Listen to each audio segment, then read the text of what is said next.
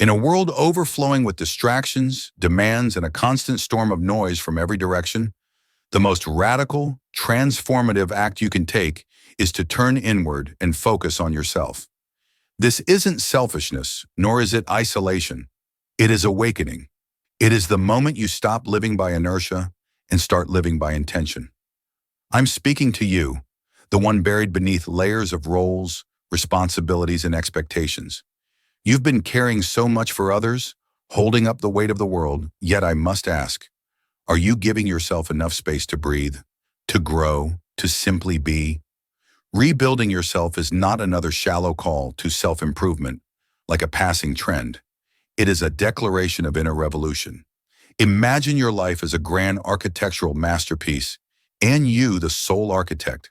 Your blueprint is not found in a book, not in what your parents told you, not in society's rigid diagrams. It lies deep within your own heart, in that sacred place where your dreams, passions, and truest essence live. Every single day, whether you notice it or not, you lay down another brick. Every choice, every reaction, every thought, each one is part of the structure you are building. And so I ask you, whose blueprint are you following? Is it really yours, or is it something someone else sketched out for you long ago? So long that you've forgotten to even question it? This is why turning inward is not a luxury, it is a necessity. The relationship you have with yourself quietly shapes every other relationship in your life. If your inner world is in chaos, life outside will feel exhausting, overwhelming, and scattered. But when you are clear, balanced, and whole inside, the world responds differently. I won't lie, this journey is not simple, but it is worth every step, because each day you return to yourself, you step closer to the most authentic, grounded, and profound version of you. And I will walk this road with you, step by step. Along the way, you'll awaken forgotten aspects of yourself, parts that have been neglected or perhaps never truly known. Together, we'll explore how to nurture strong mental health, build emotional resilience, and care for your body, not to fit an image for others, but to feel the life that pulses through your very cells. We'll tend to the soul because a soul that has withered cannot possibly create a life that blooms. You'll learn to escape the clutter of societal expectations and silence the whispers of insecurity so you can finally touch your real potential. Not the kind that wins applause, but the kind that allows you to live a life worth waking up to. This isn't a race with a finish line. It's a lifelong unfolding. Every morning offers a fresh invitation to return to your original blueprint and ask, what am I building for myself today? Imagine a morning when you wake not with dread or fatigue, but with clarity. You rise knowing exactly why you're here. Your mind is calm, your heart steady. You're no longer jolted into the day by a flood of notifications. You breathe first. You are present. You place your hand on your heart and declare, today I will live true to myself. Even if it's only one small act, one quiet decision, that is enough. From what you eat, to how you sleep, to the content you consume, you begin choosing what nourishes you. You reset habits. You ask better questions. You stop enduring the day and start truly living it. And piece by piece, you begin to construct a life you once thought was out of reach. The truth is, it was always within reach. You were simply too distracted to see it. This journey isn't about proving anything to anyone. It's about creating a life you don't feel the need to escape from, a life you are eager to wake up and live. So I'll ask you, have you come back to yourself today? If not, start now. You don't need to change the whole world. You only need to redirect one thought, turn off one source of noise, reclaim 1 minute for yourself. Then tomorrow add another, one more thought, one more step, one more brick. I cannot promise you won't stumble, but I can promise this. If you never abandon yourself, you can always rebuild. Stronger, steadier, truer. Every great structure begins with a single brick. Let today be that first brick you lay, not for anyone else, but for yourself. Perhaps there was once a flame inside you, bright, untamed, but somewhere along the way, it dimmed, almost without you noticing. I don't know where you stand today. Maybe you're 25, staring at the crossroads of expectation and uncertainty. Maybe you're 45, holding the trophies of success, yet feeling an aching emptiness inside. Or perhaps you're in your 60s or 70s, wondering if it's too late to start over from the truest place within you. I don't need to know your age. I only need to know whether there is still a quiet ember inside you, something that stirs when remembered, a passion that once made you lose track of time, speak endlessly, or dream without shame. Even if it felt too big for the life you had then, it was real. Pause here and ask yourself, when was the last time you did something that made you forget to check the clock? Many people tell me, I don't feel passionate about anything anymore. I'm too tired. I'm too busy. I'm not young enough to chase it. And I understand. But I must ask gently, why was it left behind? Who told you it wasn't worth returning to? And why did you believe them over the truth of your own heart? It is never too late to rekindle that flame. It doesn't need to lead to applause or a grand achievement. It just needs to make you feel alive again. Think back. What fascinated you as a child? Did you fill notebooks with stories? Doodle in the margins? Take apart toys just to understand them? Spend hours in the garden or speaking with people? These weren't just games, they were messages from your soul. And if nothing in your past calls to you now, look to the present. What makes your heartbeat quicken, even subtly? What topics make you pause mid-scroll? What do you enjoy doing, even if no one notices and no one pays you for it? Maybe you love writing, but your work traps you in endless admin tasks. Maybe you adore plants but live in the gray of deadlines and concrete. Maybe you have a gift for helping others through their pain, yet never saw it as a calling. Or maybe you're still searching, and that's perfectly fine. Passion isn't always loud. Sometimes it waits quietly for you to be still enough to hear it. I know you may say, I have no time. I have kids, a demanding job, too many responsibilities. But let me ask, if you can't give yourself at least 15 minutes a day to feel truly alive, what will you have left 15 years from now? I'm not giving you a formula, only a path. A path you've walked before, even if you've forgotten the way back. If you're listening, I'd love to hear your story. Share it with me, whether in words on a screen or in the private pages of your own mind. Tell me the passion you once held and want to reclaim. It could be a grand dream or a simple curiosity. Write it down. Even a single sentence is enough, because you cannot rebuild yourself without taking this first step. When you reignite the flame, you no longer need constant motivation. Life itself begins pulling you forward. So today, remember, be curious, search. Don't let the chase for success blind you to the joy of simply being alive. You don't need to do something extraordinary. You just need to begin living again as someone who can still feel deeply. Because passion never dies. It only waits for you to come home. If there is any journey more important than the farthest place you've ever traveled, it is the journey inward. The slow, sometimes uncomfortable descent into the depths of your own being.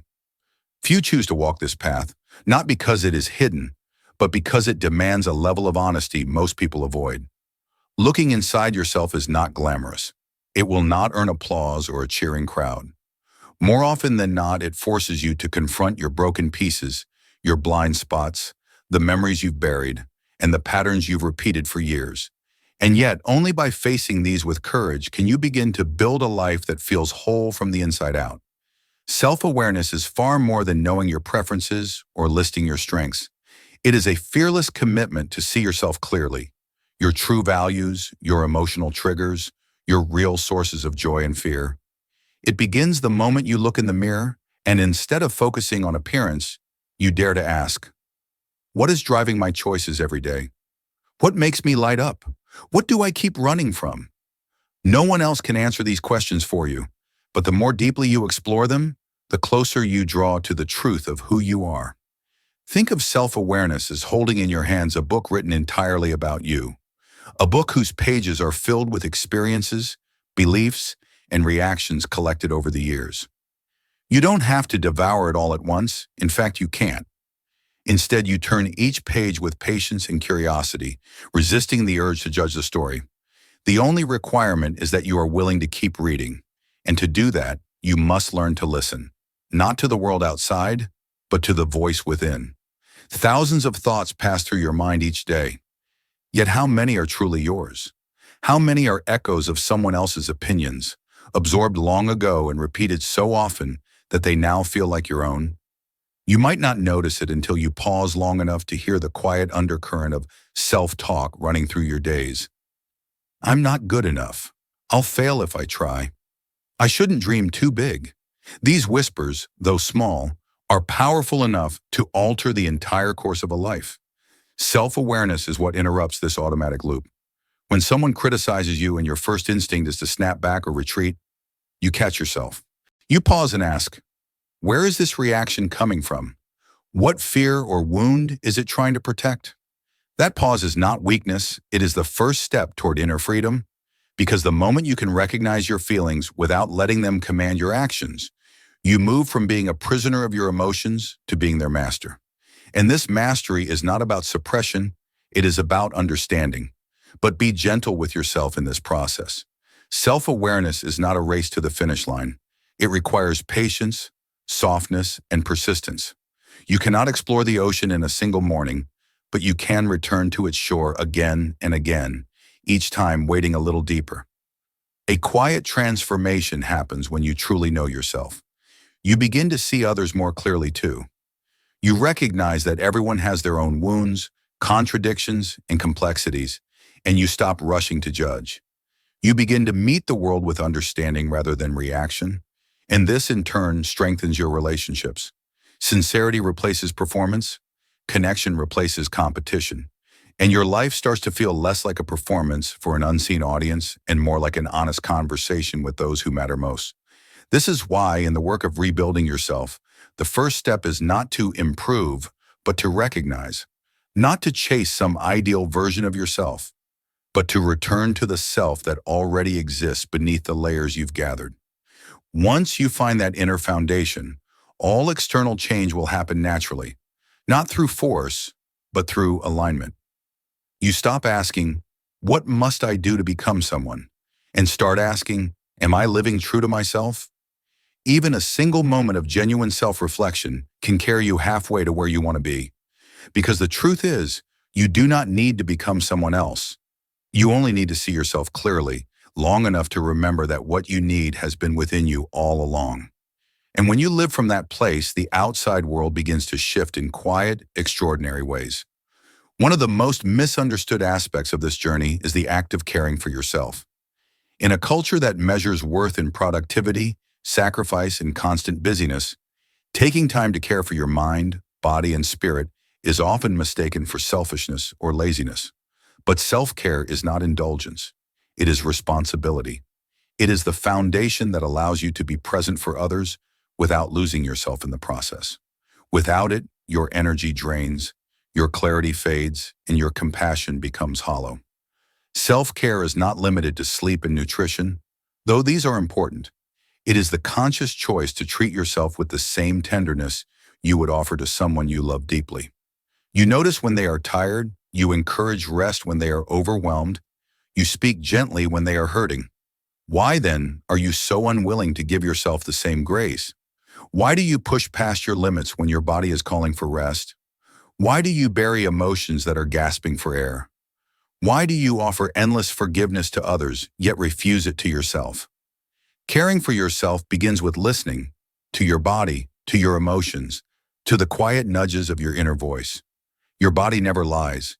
It tells you when you are depleted, when you need movement, when you need stillness.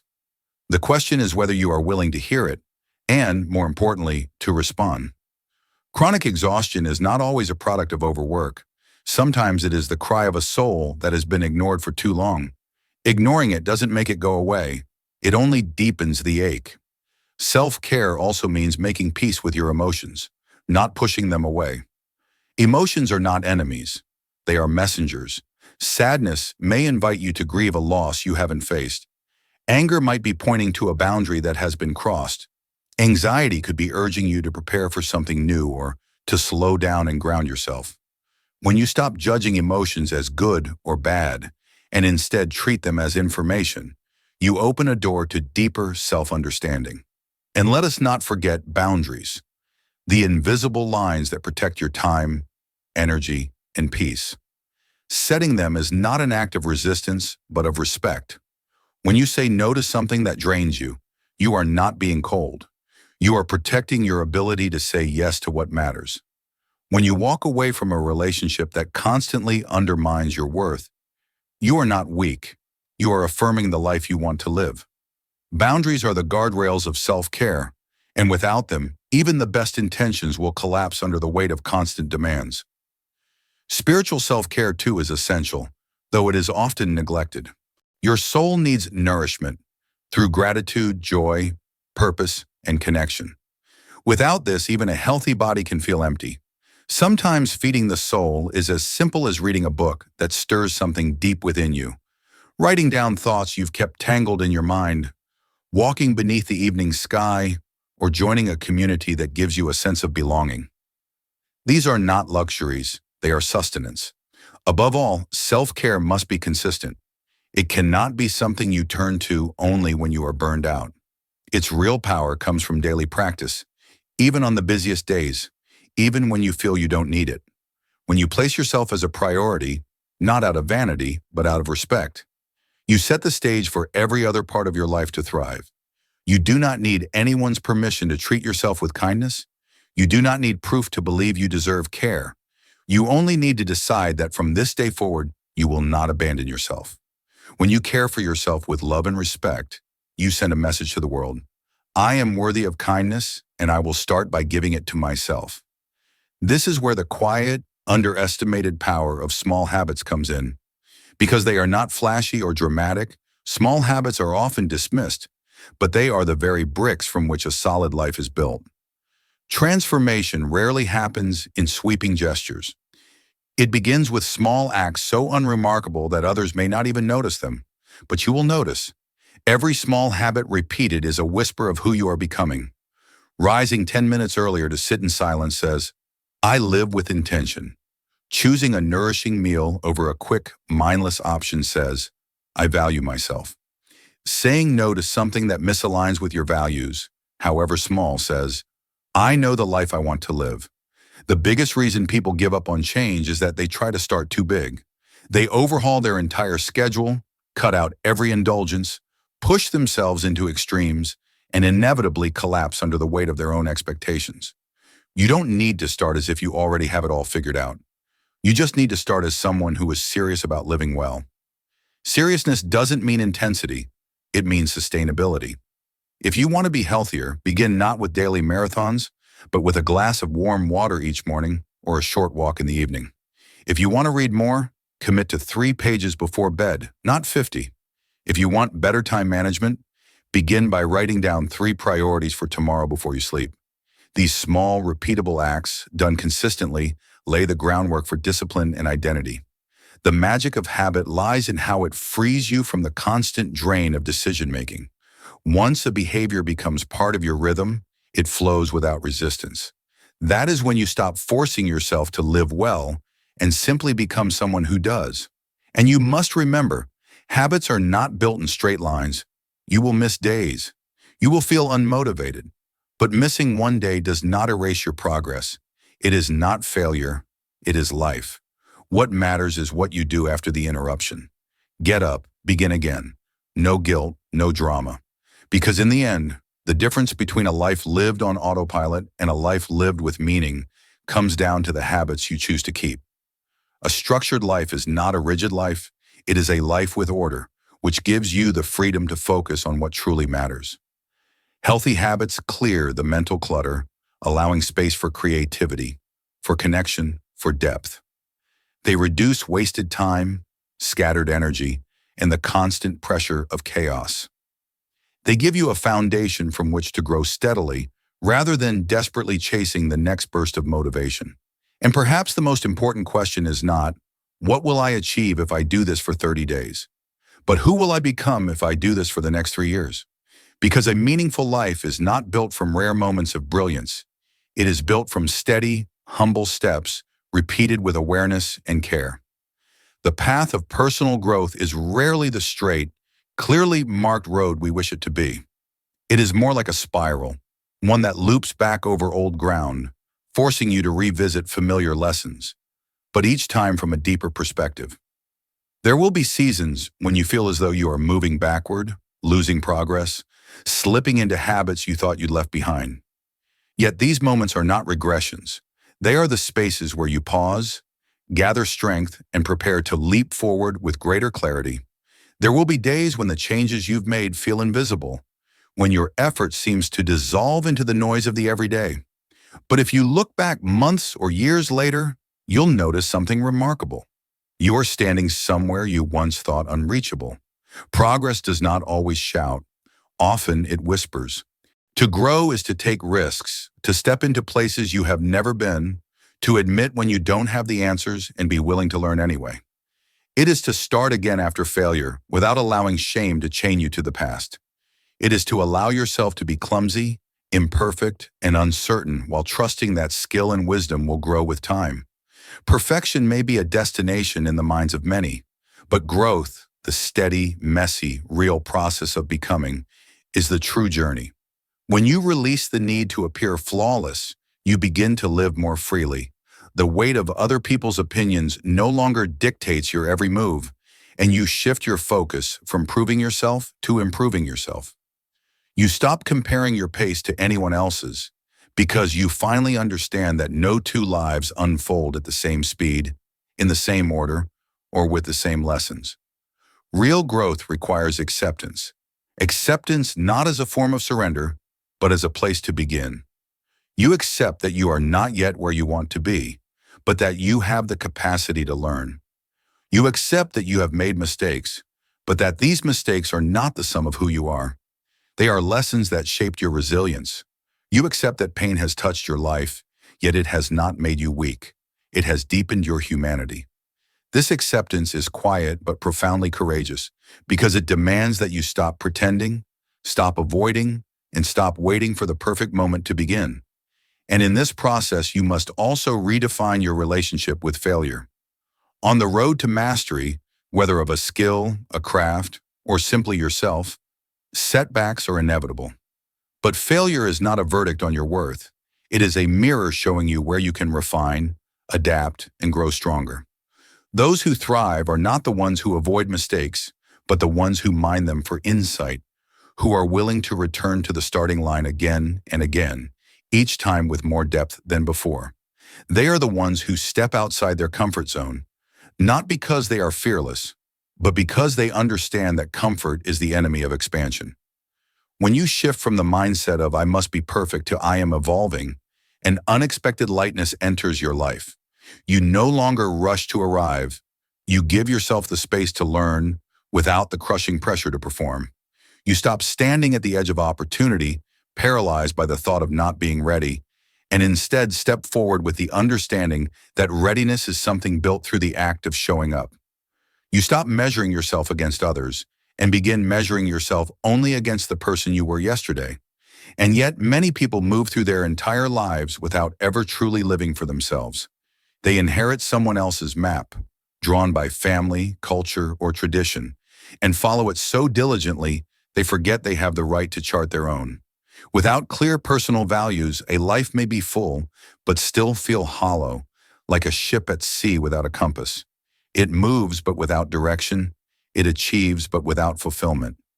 Values are the inner compass, those deep, unshakable truths that guide what you choose, what you refuse, and how you stand in the world. They are not taught in books or dictated by trends. They are discovered in the quiet moments when you ask yourself, what truly matters to me? What will I protect at all costs? What am I willing to sacrifice, and what will I never compromise? Living by your values is not always comfortable. It can mean stepping away from the crowd, walking the slower, lonelier path, or turning down an opportunity that looks good from the outside but does not feel right in your heart. But the peace that comes from integrity, the deep knowing that your actions match your beliefs, is worth any discomfort. This alignment creates a steadiness that cannot be shaken by external praise or criticism. You are no longer performing for approval. You are living in truth. To identify your values, look first to the moments when you feel most alive and whole. What qualities are present? Freedom, kindness, honesty. Then examine the moments when you feel the most drained, hurt, or angry. What value is being stepped on? Autonomy? Respect? Authenticity? Your emotions are not random. They are signals pointing to the core of who you are.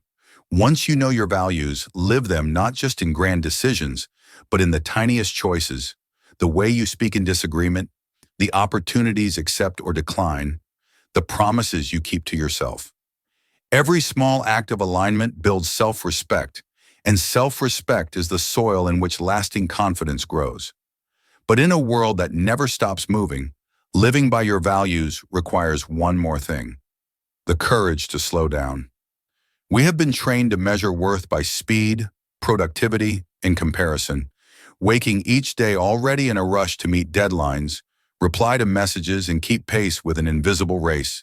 Yet in this constant motion, it is easy to forget where you were going in the first place. Slowing down is not laziness, it is presence. It is the art of eating without distraction, walking without urgency, listening without planning your reply. It is choosing to inhabit your moments instead of merely passing through them. When you slow down, you reclaim your ability to feel.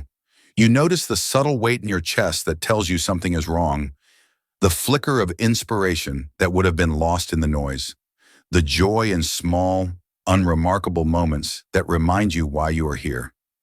You begin to distinguish between what is truly essential and what is just noise. You speak less but with more truth, give less but with more love, and create space not only for your own restoration, but for deeper connection with others. True liberation, freedom that lasts, does not come from rearranging the outside of your life.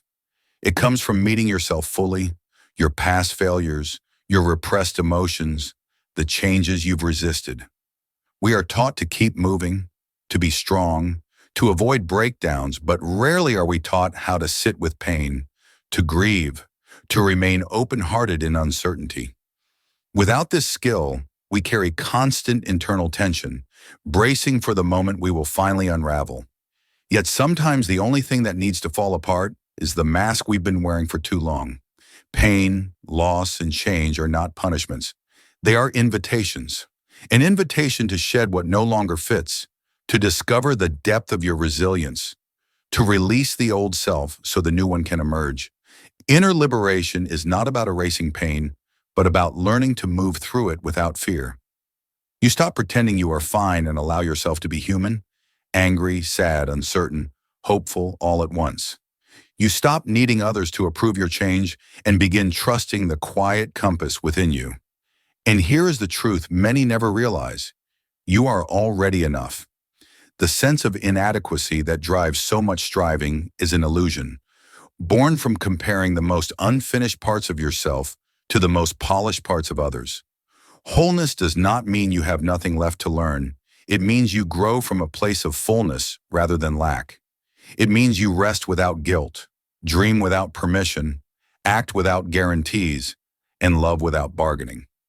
It means you honor what is already within you: your empathy, your creativity, your intuition, your persistence, and let these be the foundation of your becoming.